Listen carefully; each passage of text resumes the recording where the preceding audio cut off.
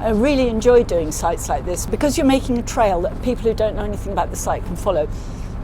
They can really enjoy what they're seeing, and they can see something which is just a bit unusual, just a bit special, because it's not every day you find great tumbles of cannon just lying about on the seabed.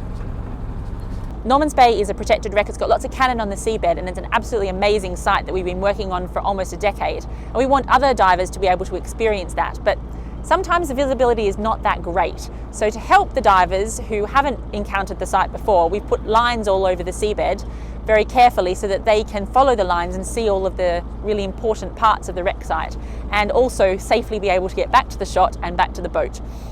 The Norman's Bay wreck was found by recreational divers who were helping a friend of theirs who was a lobster potman, and he'd had some pots stuck, so they volunteered to dive down the buoys for him. And when they arrived on the seabed, they were astonished to find masses of guns lying all over the seabed and a really large anchor.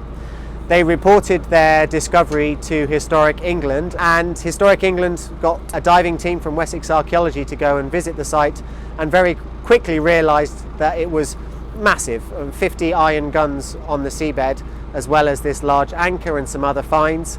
So it was protected for its historical and archaeological significance. It's called the Norman's Bay wreck because actually we're not 100% certain of its identity, and the NES has been working for nearly 10 years now to try and to prove what it is, what country it comes from, and to give it a real proper name.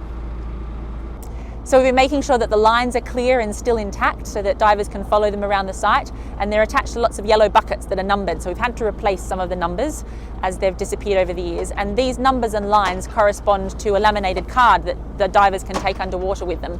So even if it's the first time they've ever dived the site, they'll be able to have a proper understanding of what is there and make sure they see the really exciting bits. It's a really impressive site.